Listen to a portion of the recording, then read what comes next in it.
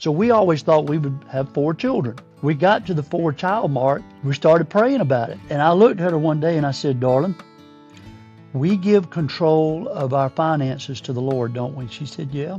And I said, we pray that he would have control over every area of our lives, don't we? She said, yeah. And I said, well, how come we don't give control of our future creativity to the Lord? And she stared at me for a long time. She said, I don't know. I said, is it because we're afraid? And she paused and thought for a long time, and she said, yeah. And I said, well, I don't think we should be afraid of having more children. Hi, you're listening to the Zan Tyler podcast. Hello, everyone, and welcome to the Zan Tyler podcast, where our goal is to help you thrive in your homeschool journey. Let me take just a minute to ask you to please subscribe to this podcast wherever you listen or watch, including YouTube. And if this podcast has been encouraging to you, please leave us a good review. These reviews help other families like you find us. Be sure to follow us on Facebook and Instagram as well. I'm excited today to have Dr. Robert Jackson as our guest. Robert is a family practice physician in the upstate of South Carolina and a truly multifaceted man. He is an author, podcaster, Bible teacher, and speaker. He and his wife Carlotta have homeschooled their 9 children and have 18 grandchildren.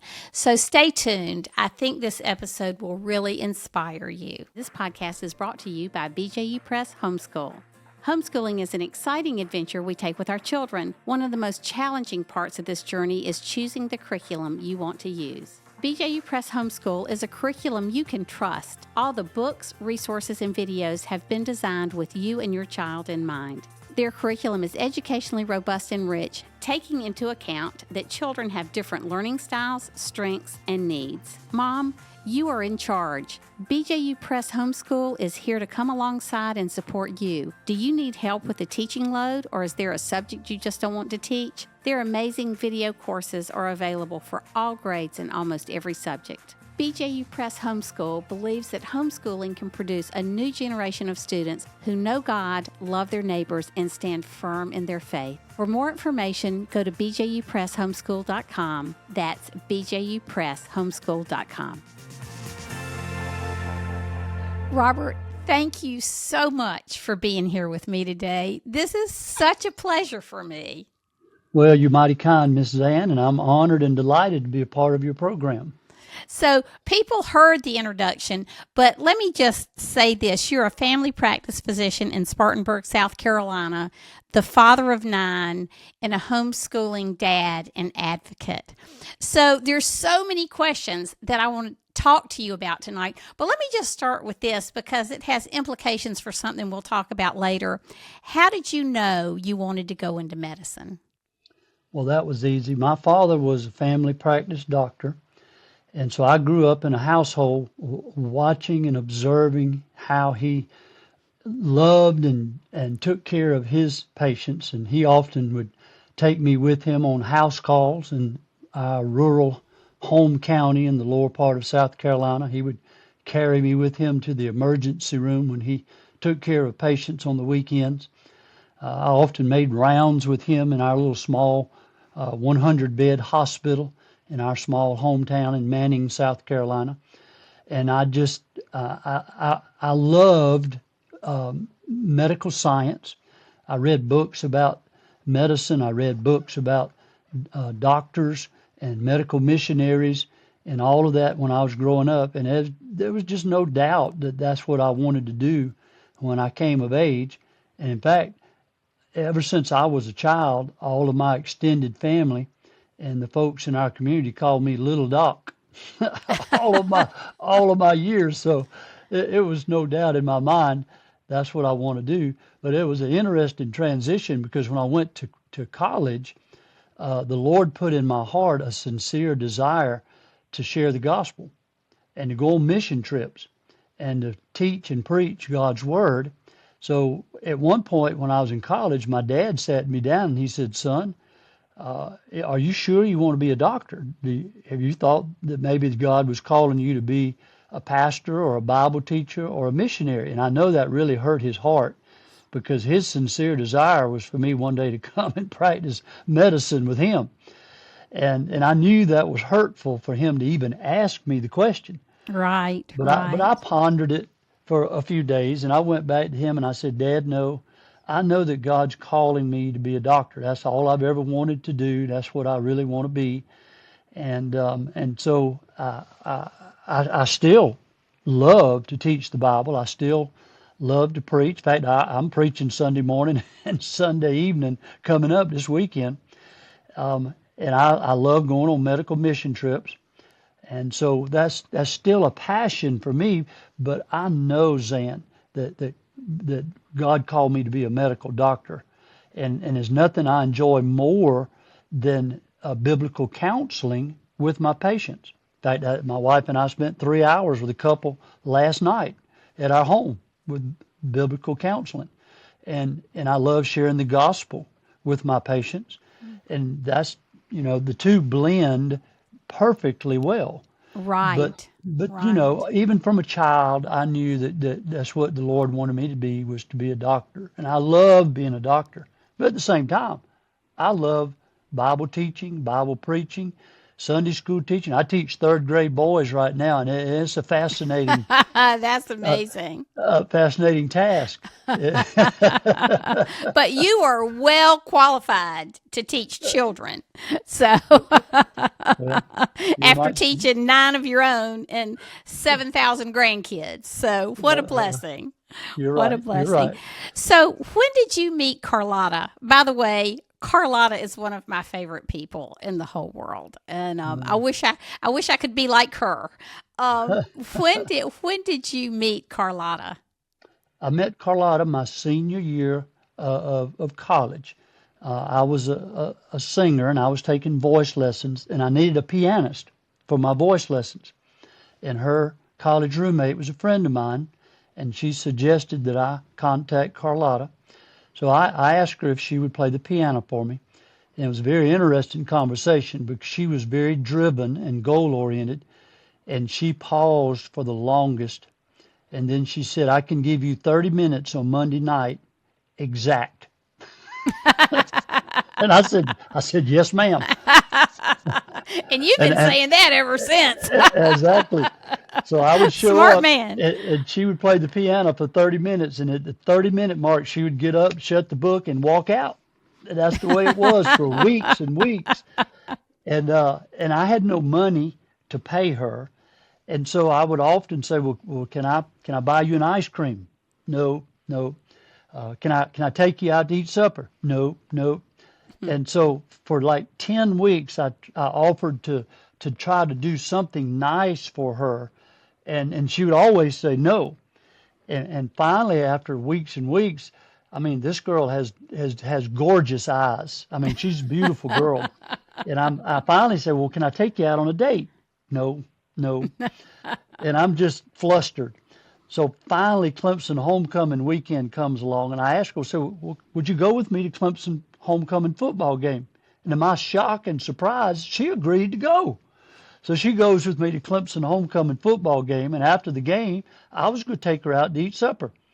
So we're walking back from the football stadium, and all of a sudden she stops and opens a car door, this old beat up Chevrolet Impala, and I mean a Bel Air.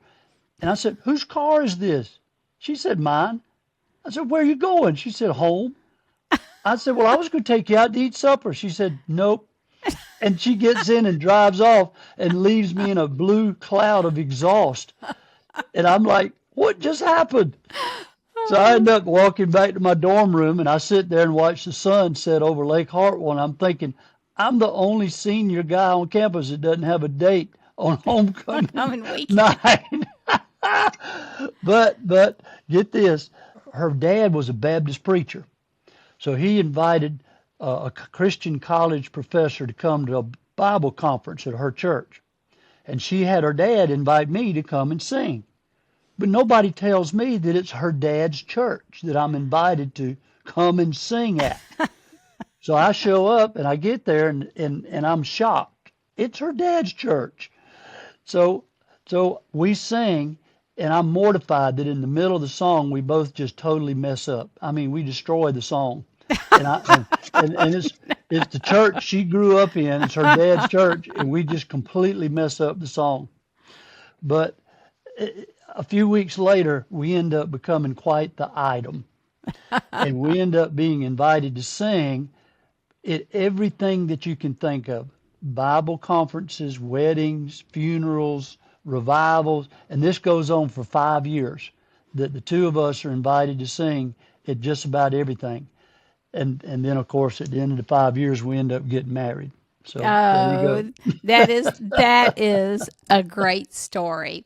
Well, I met you somewhere between 1990 and 1992 because that's when Joe and I were starting SCAES, the South Yes, ma'am. Carolina Association of Yes, ma'am. Independent Homeschools, and we came to Spartanburg and spoke at your support group.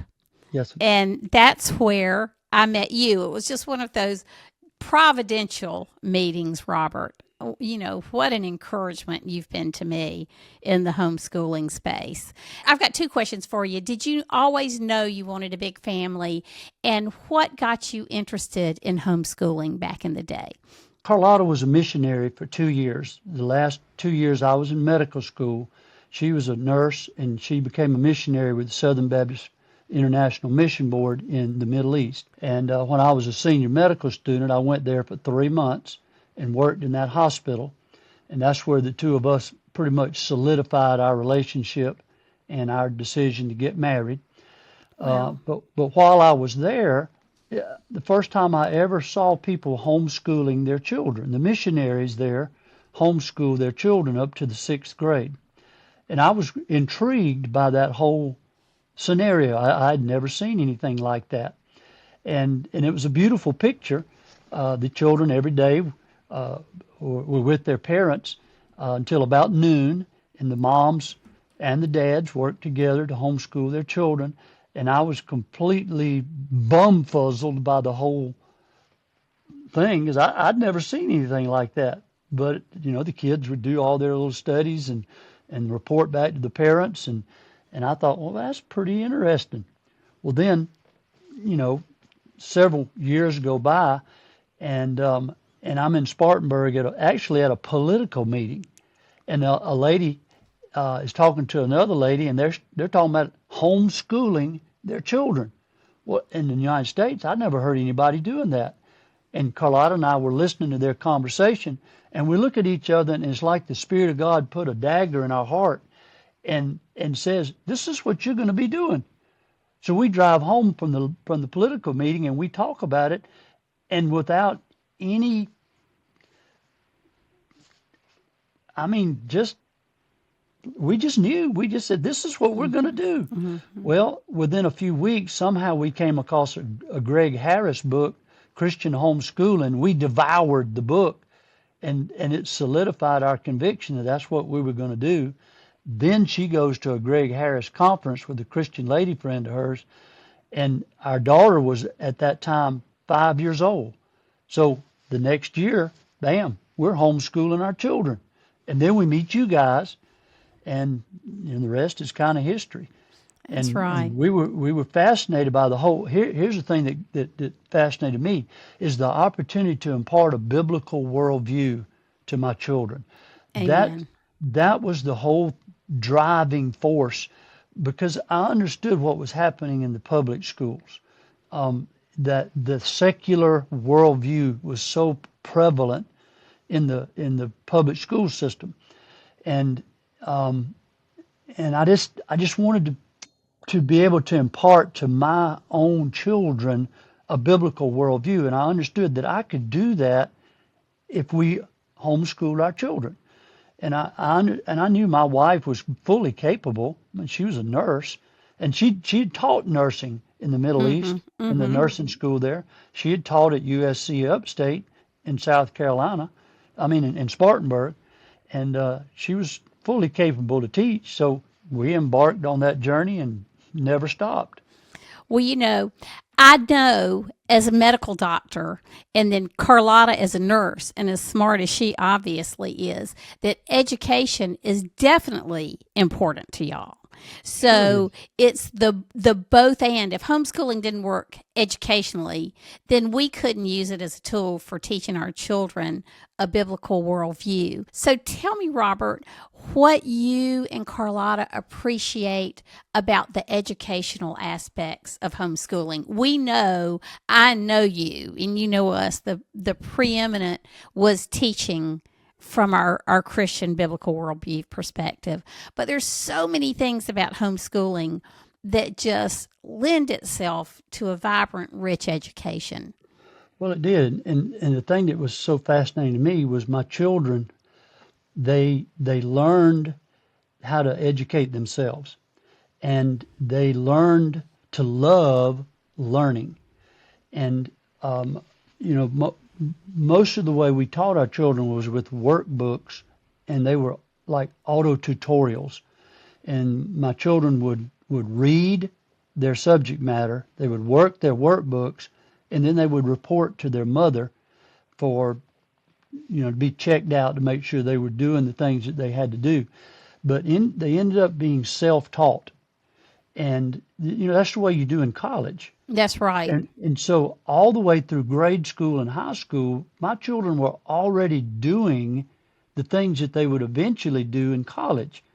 And it was amazing to me to see how much my elementary and high school kids, middle school and high school kids, were already learning after the pattern of what they would have to eventually do in college. And they were self-taught for most of their subjects, not all the way from grade school on up. And it was a fascinating thing for me to watch that. But then they developed a love for learning. It was not drudgery to them. And my kids, they developed a fascination for certain subjects. One loved science, one loved history, one loved literature, but they all loved to read. And my girls especially were big readers. I mean, you couldn't tear books out of their hands. They never went anywhere without a book. And my boys weren't so much that way, but the girls were. That's And man, amazing. they devoured books.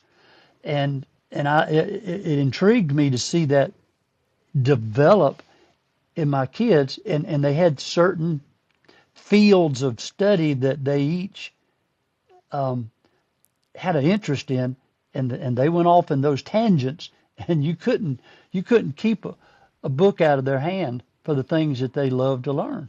That is so amazing. When we started SCAES, and you're on the SCAES board now, which people need to know, and which we just greatly value your wealth of experience and knowledge. But one of the things we did as we were getting SCAES started is that we interviewed college personnel across the state. And in my role now, I get to do that really on a national level. And it's so interesting, Robert, because the three things they've told me that I found so interesting is, first of all, they thought homeschool students out of everybody else would be tied to their mama's apron strings. And how would they do in a college classroom? And one man said to me, Zan, they come into our college classrooms. They don't need hand holding. They take that syllabus. They do their work. They're normally our best students. We can't believe it. And then the second thing is exactly what you alluded to. He said they come onto our campus with an intellectual vitality that we rarely see in other students because they're not burnt out from institutional learning.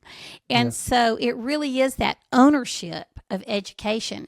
And Robert, you and Carlotta are so smart, but it doesn't mean that families out there need to have a medical doctor in their home to have well-educated kids. All these principles work for everybody, wouldn't you say? That's correct. It doesn't matter. I mean, I've got Christian friends that homeschool their kids that work in grocery stores, that work in textile mills, and across the board, and their kids excel scholastically. Just because I'm a medical doctor and my wife is a nurse does not vitiate the principles. It doesn't matter what parents do. That's right. Homeschooling works for everybody. And I'll tell you, just to add to what you said, I was on the board for a Christian university in this state for 5 years, and I talked to the committee of folks that bring kids into that university, and they told me the exact same thing that you just said, that they actively recruit homeschool students, because they told me, not even confidentially, they said, Dr. Jackson, the homeschool kids become our best students because they love to learn and they already know how to study when they get here. That's right. That's right. That's so well said.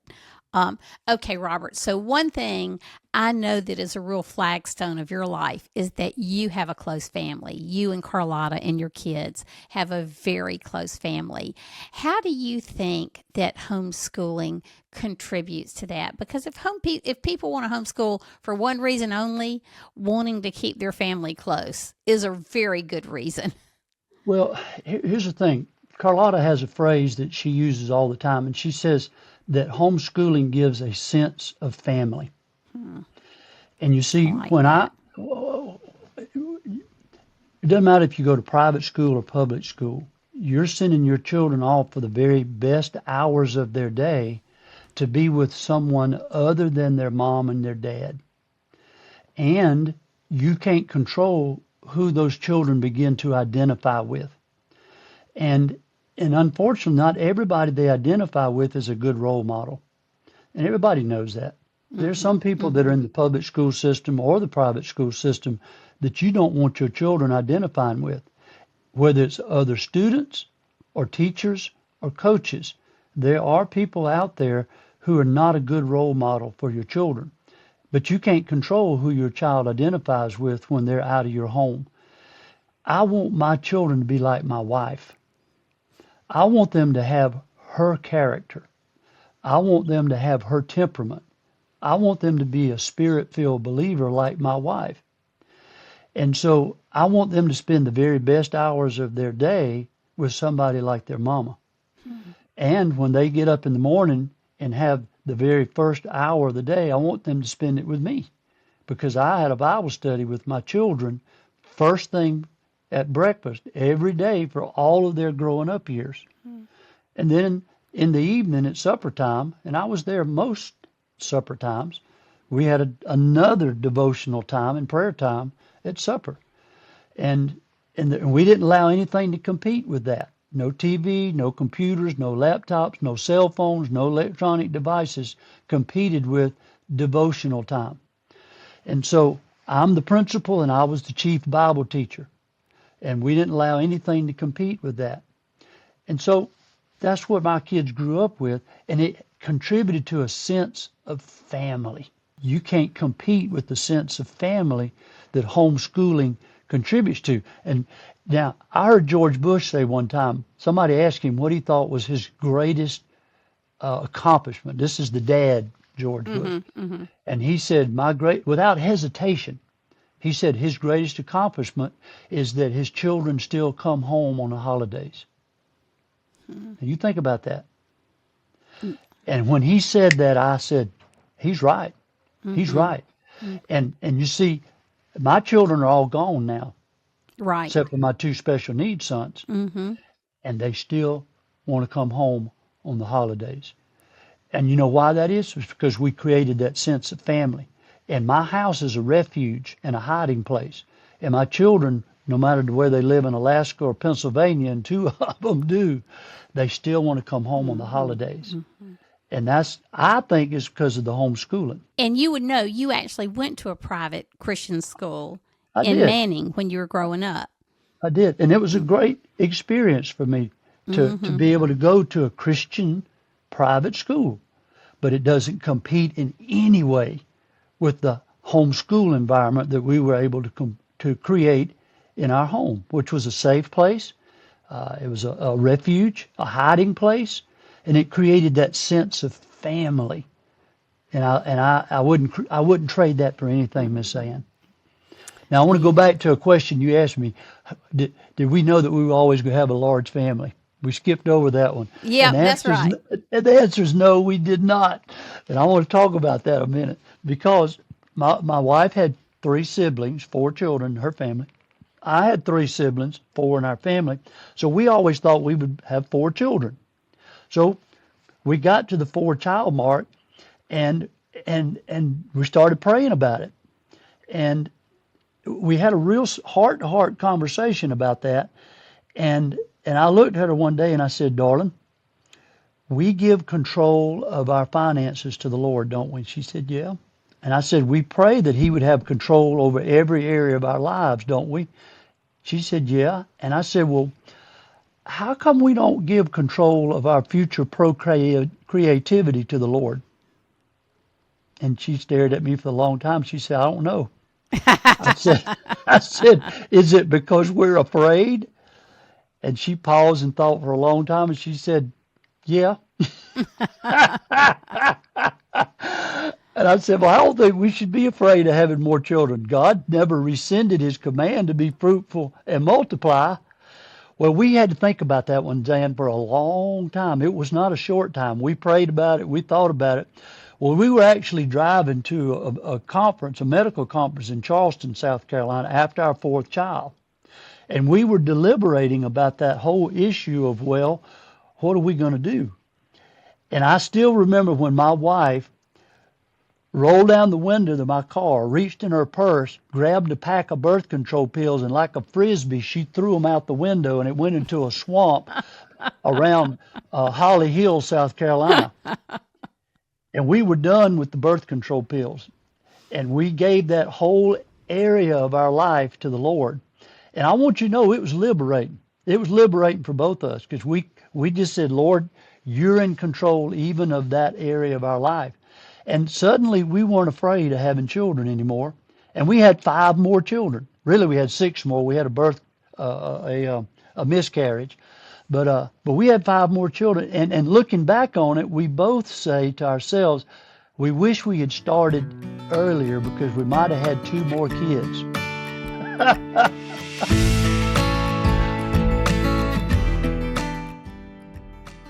Thank you for joining Robert and me today for part 1 of this 2-part episode. If you want to get in touch with Robert or find out more about his ministry, you can go to jacksonfamilyministry.com. And as always, you can find me at zantyler.com and on social media. Thanks for joining us today, and may God continue to bless you and your family and your homeschooling journey. Bye.